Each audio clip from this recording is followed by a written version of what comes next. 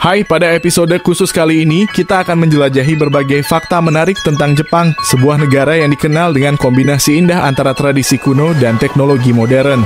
Dari keunikan tradisi Shinto yang mendalam hingga dampak isolasi sosial yang dialami banyak warganya, kita akan membahas bagaimana budaya dan realitas kehidupan di Jepang saling terkait dan membentuk karakter masyarakatnya.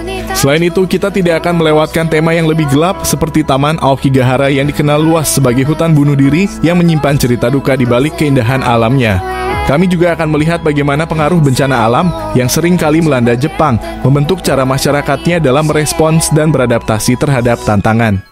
Tingkat stres yang tinggi di kalangan orang Jepang juga menjadi sorotan kami, menawarkan gambaran tentang kehidupan sehari-hari di bawah tekanan ekspektasi sosial dan budaya kerja yang ketat.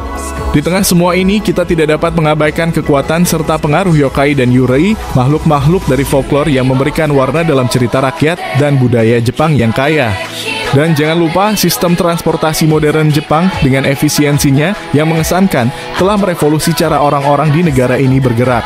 Dari kecepatan Shinkansen hingga penggunaan teknologi mutakhir dan integrasi sistem transportasi umum, semua ini menjadi bagian integral dari kehidupan sehari-hari yang menyatu dengan inovasi dan tradisi. Jadi, siapkan diri Anda untuk perjalanan menarik yang menyeluruh ke dalam dunia Jepang yang penuh warna dan kompleks.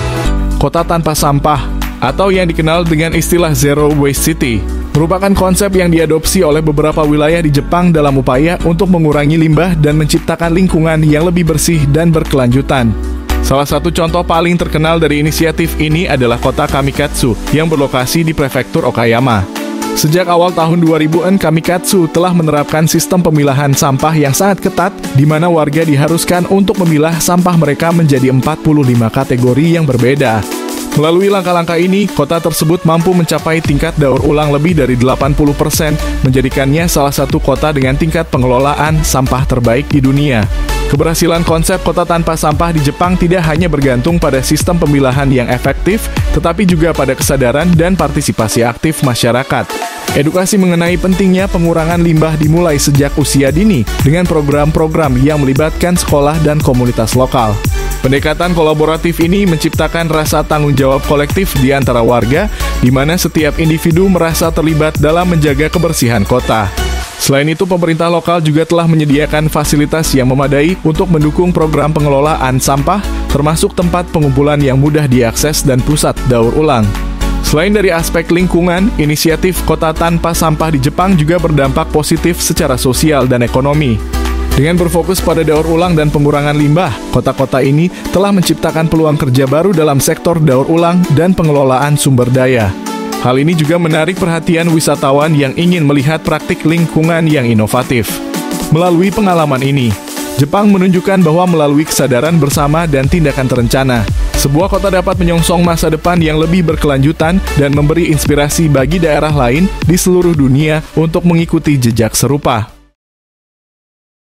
Tradisi Shinto merupakan salah satu aspek budaya paling mendalam dan berakar di masyarakat Jepang yang berfungsi sebagai agama asli dan sistem kepercayaan yang telah ada sejak ribuan tahun lalu.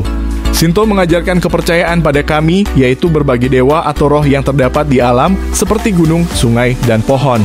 Masyarakat Jepang memiliki hubungan yang erat dengan alam dan menganggap bahwa kami dapat ditemukan di setiap elemen kehidupan. Praktik-praktik Shinto diliputi oleh ritual-ritual yang bertujuan untuk menghormati dan menggali kekuatan kami, yang sering melibatkan persembahan, doa, dan pengabdian di kuil-kuil Shinto yang tersebar di seluruh negara. Salah satu ciri khas tradisi Shinto adalah pelaksanaan upacara dan festival yang melibatkan berbagai elemen kehidupan sehari-hari masyarakat Jepang. Festival-festival ini atau yang dikenal sebagai Matsuri seringkali diselenggarakan untuk merayakan musim panen dan peristiwa penting lainnya. Dalam festival ini, masyarakat berkumpul untuk melakukan tarian, musik, dan persembahan kepada kami, serta untuk memperkuat ikatan sosial antar anggota komunitas. Upacara tersebut tidak hanya memperlihatkan rasa syukur kepada kami, tetapi juga menegaskan identitas komunitas dan warisan budaya yang kaya dari masyarakat Jepang. Pengaruh Shinto juga terlihat dalam aspek kehidupan sehari-hari, seperti acara pernikahan, upacara kelahiran, dan peringatan kematian, yang seringkali dipadukan dengan tradisi Shinto.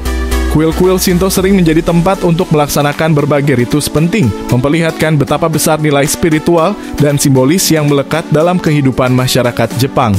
Meskipun Jepang juga memiliki elemen agama lain seperti Buddhisme, pengaruh Shinto tetap kuat dan terus berlanjut membentuk cara pandang masyarakat terhadap kehidupan alam dan nilai-nilai sosial. Melalui tradisi ini, Shinto tidak hanya menghormati hubungan spiritual dengan kami, tetapi juga mengajarkan pentingnya harmoni dengan lingkungan alam yang merupakan fondasi penting dalam budaya Jepang. Tingkat stres yang tinggi di Jepang menjadi perhatian yang signifikan dalam konteks kehidupan modern masyarakatnya. Negara ini dikenal dengan budaya kerja yang sangat kompetitif dan tuntutan yang tinggi terhadap karyawan yang seringkali mendorong individu untuk bekerja berjam-jam hingga melebihi batas waktu yang seharusnya. Budaya karoshi yang berarti mati karena kerja mencerminkan dampak ekstrem dari stres kerja yang berlebihan di mana individu mengalami kelelahan fisik dan mental yang dapat berakibat fatal. Karyawan merasa tertekan untuk memenuhi ekspektasi atasan dan berkontribusi maksimal bagi perusahaan sehingga mengabaikan kesehatan pribadi dan keseimbangan hidup. Faktor sosial juga turut berkontribusi terhadap tingkat stres di Jepang. Harapan masyarakat yang tinggi untuk menjaga citra diri, baik dalam konteks pekerjaan maupun kehidupan pribadi, menciptakan tekanan tambahan bagi individu. Banyak orang merasa terjebak dalam norma-norma sosial yang mengharuskan mereka untuk memenuhi peran tertentu yang dapat menyebabkan rasa cemas dan ketidakpuasan. Terlebih lagi, stigma terkait kesehatan mental masih ada di Jepang, membuat banyak individu enggan untuk mencari bantuan atau berbicara tentang masalah mereka. Hal ini menciptakan siklus di mana mereka yang mengalami stres tidak mendapatkan dukungan yang cukup sehingga memperburuk kondisi mereka. Seiring meningkatnya kesadaran akan isu kesehatan mental, beberapa langkah sedang diambil untuk menghadapi masalah ini. Banyak perusahaan mulai menerapkan program kesejahteraan yang mencakup manajemen stres dan dukungan kesehatan mental bagi karyawan.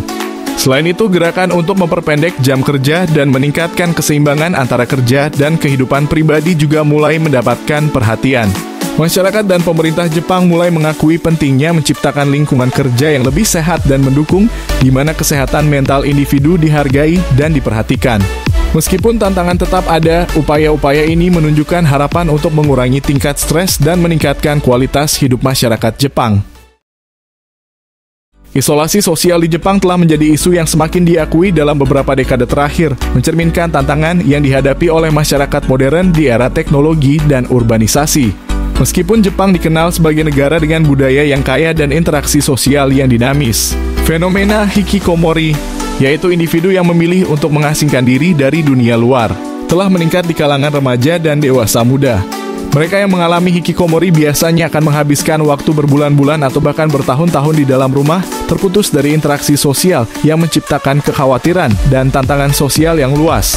Faktor-faktor yang berkontribusi terhadap isolasi sosial ini cukup kompleks. Tingkat tekanan akademis dan pekerjaan yang tinggi seringkali menjadi penyebab utama di mana individu merasa perlu untuk memenuhi ekspektasi sosial yang ketat dan sempit. Selain itu, budaya stigma yang ada terhadap kegagalan dan ketidakmampuan untuk beradaptasi dalam masyarakat semakin memperburuk situasi. Banyak orang merasa tertekan dan malu untuk mencari bantuan atau dukungan karena takut akan penilaian masyarakat. Ketidakmampuan untuk terhubung dengan orang lain ditambah dengan perkembangan teknologi yang membuat interaksi tatap muka semakin sedikit semakin memperparah rasa kesepian dan keterasingan yang dialami. Upaya untuk mengatasi masalah ini mulai muncul di berbagai tingkat, baik di kalangan pemerintahan maupun komunitas. Beberapa organisasi non-pemerintah dan lembaga sosial berusaha untuk memberikan dukungan kepada individu yang mengalami isolasi sosial dengan menawarkan program rehabilitasi, tempat berkumpul, serta kegiatan yang dapat meningkatkan keterhubungan sosial. Selain itu, pemerintah Jepang juga telah mengakui perlunya strategi yang lebih komprehensif untuk menangani isolasi sosial, yang mencakup pendidikan tentang kesehatan mental dan program-program yang memfasilitasi interaksi serta rekoneksi antar individu.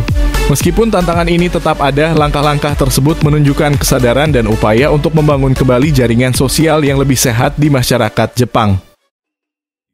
Yokai dan yurei adalah dua unsur penting dalam budaya Jepang yang berkaitan dengan dunia mistis dan supernatural, mempengaruhi berbagai aspek seni, literatur, dan keyakinan masyarakat. Yokai adalah makhluk supernatur yang bisa berwujud sebagai monster, roh, atau entitas aneh, memiliki sifat yang bervariasi, mulai dari yang mengancam hingga yang konyol. Mereka seringkali digambarkan dalam folklore Jepang, di mana masing-masing yokai membawa cerita dan legenda tersendiri.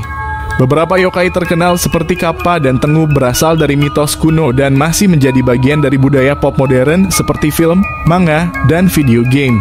Sementara itu, yurei adalah arwah orang yang telah meninggal dan belum menemukan ketenangan, seringkali digambarkan dengan penampilan legendaris seperti tubuh putih melayang dan rambut panjang yang tidak terawat. Dalam budaya Jepang, yurei biasanya menggambarkan jiwa yang terperangkap karena kematian yang tragis, dendam, atau ketidakpuasan. Cerita tentang yurei biasanya disertai dengan pesan moral atau pelajaran, seringkali berfokus pada pentingnya penghormatan terhadap yang telah meninggal dan tradisi pemakaman yang sesuai. Festival seperti Obon dirayakan untuk menghormati arwah leluhur, di mana orang Jepang percaya bahwa roh keluarga mereka kembali ke dunia fisik untuk berkunjung. Kedua fenomena ini memainkan peran penting dalam memahami kepercayaan dan nilai-nilai masyarakat Jepang. Melalui cerita tentang yokai dan yurei, masyarakat dapat mengekspresikan ketakutan, harapan, dan pandangan mereka terhadap kehidupan serta kematian. Mereka mencerminkan ketertarikan Jepang terhadap alam, spiritualitas, dan hubungan antara manusia dengan dunia yang tidak terlihat. Selain menjadi bagian dari warisan budaya, yokai dan yurei juga berfungsi sebagai jembatan penghubung antara masa lalu dan masa kini, menginspirasi berbagai bentuk seni dan hiburan yang terus berkembang hingga saat ini. Penggunaan robot dalam kehidupan sehari-hari di Jepang telah menjadi salah satu contoh paling menonjol dari inovasi teknologi yang mengintegrasikan otomatisasi dengan rutinitas sehari-hari. Jepang dikenal sebagai salah satu negara terdepan dalam pengembangan robotika dengan berbagai jenis robot yang digunakan dalam sektor industri, kesehatan, dan bahkan rumah tangga. Robot industri telah menjadi pilar penting bagi manufaktur, mempercepat produksi dan meningkatkan efisiensi. Sementara robot layanan telah mulai diimplementasikan di restoran, hotel, dan pusat perbelanjaan untuk memberikan pelayanan yang lebih baik kepada konsumen. Di sektor kesehatan, Jepang juga memanfaatkan teknologi robotik untuk membantu perawatan lansia dan individu dengan kebutuhan khusus. Dengan populasi yang menua, banyak rumah sakit dan panti jompo mulai menggunakan robot untuk membantu dalam tugas sehari-hari, seperti memindahkan pasien, memberikan obat, atau bahkan menemani mereka untuk sosialisi. Robot seperti Paro, robot penghibur berbentuk seekor bayi beluga, dirancang untuk memberikan kenyamanan dan mengurangi kesepian bagi penduduk lansia, menunjukkan potensi robot untuk berfungsi sebagai pendukung emosional dalam perawatan kesehatan. Sementara itu, penggunaan robot dalam kehidupan sehari-hari juga mencerminkan aspek budaya Jepang yang menghargai kecepatan, efisiensi, dan ketepatan. Berbagai jenis robot mulai masuk ke dalam rumah tangga, seperti robot penyedot debu atau asisten virtual yang memudahkan pekerjaan rumah dan meningkatkan kualitas hidup.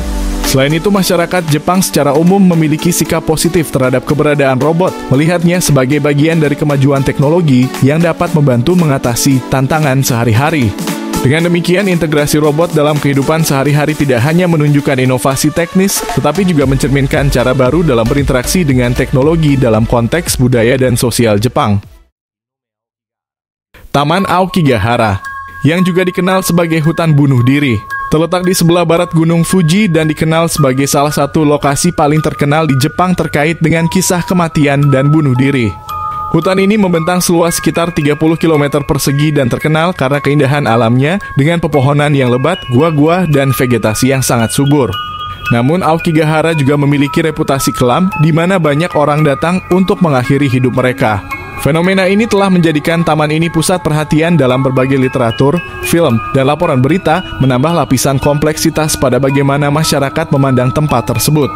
Salah satu faktor yang berkontribusi terhadap citra Aokigahara sebagai tempat bunuh diri adalah sejarah dan konteks budaya Jepang mengenai tekanan mental dan kehidupan sehari-hari.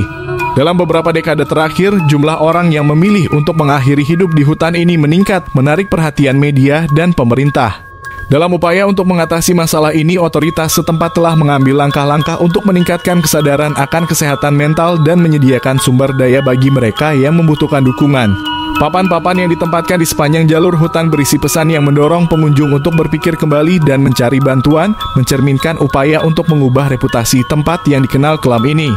Meski diberi label sebagai hutan bunuh diri, esensi Aokigahara juga mengandung keindahan alam yang mendalam dan nilai ekologis yang penting. Taman ini menarik wisatawan yang mencari pengalaman hiking dan keindahan alam dengan jalur-jalur yang menantang dan pemandangan yang menakjubkan. Selain itu, Aokigahara merupakan rumah bagi berbagai jenis flora dan fauna, serta kondisi geologis yang unik, termasuk gua-gua lava yang terbentuk oleh letusan Gunung Fuji. Perpaduan antara keindahan alami dan cerita tragis tentang kehidupan di Aokigahara menarik perhatian banyak orang, menjadikannya tempat yang penuh kontradiksi. di mana keindahan dan kesedihan saling berhubungan dengan cara yang kompleks. Sistem transportasi di Jepang dikenal sebagai salah satu yang paling modern dan efisien di dunia, mencakup berbagai mode transportasi yang saling terintegrasi. Kereta api, khususnya Shinkansen atau kereta peluru, menjadi ikon utama sistem transportasi di negara ini. Dengan kecepatan tinggi yang dapat mencapai lebih dari 300 km atau jam, Shinkansen tidak hanya menghubungkan kota-kota besar, tetapi juga menawarkan kenyamanan dan ketepatan waktu yang luar biasa. Infrastruktur yang dirancang dengan baik memungkinkan kereta beroperasi dengan jadwal yang sangat teratur, sehingga penumpang bisa mengandalkan keberangkatan dan kedatangan yang tepat waktu, menjadikan kereta api sebagai pilihan utama bagi banyak orang dalam bepergian. Selain kereta, Jepang juga memiliki sistem transportasi umum yang komprehensif, termasuk bus, tram, dan layanan transportasi laut. Di kota-kota besar seperti Tokyo dan Osaka, jaringan transportasi umum sangat luas dan memungkinkan akses mudah ke berbagai tempat menarik. Di Tokyo misalnya, sistem kereta bawah tanah dan jalur kereta api yang saling terhubung memastikan mobilitas yang tinggi dengan stasiun yang terletak di dekat pusat perbelanjaan, bisnis, dan tempat wisata. Hal ini membuat daerah perkotaan menjadi lebih mudah diakses, mengurangi ketergantungan pada kendaraan pribadi dan membantu mengatasi kemacetan lalu lintas. Sistem transportasi modern Jepang juga dikenal karena inovasi teknologinya, termasuk penggunaan tiket pintar yang memungkinkan penumpang untuk melakukan perjalanan tanpa harus membeli tiket fisik. Dengan menggunakan kartu seperti Suica atau Pasmo, pengguna dapat dengan mudah naik dan turun dari berbagai moda transportasi dengan satu kartu yang sama, membuat proses perjalanan lebih praktis dan efisien. Selain itu, kemajuan teknologi juga mencakup pengembangan kendaraan otonom dan mobil listrik yang menunjukkan komitmen Jepang untuk menghadapi tantangan lingkungan dan meningkatkan keberlanjutan. Keberhasilan sistem transportasi modern di Jepang tidak hanya terletak pada keefisienan, tetapi juga pada integrasi yang harmonis antara teknologi, budaya, dan kebutuhan masyarakat, menjadikan transportasi sebagai bagian integral dari kehidupan sehari-hari.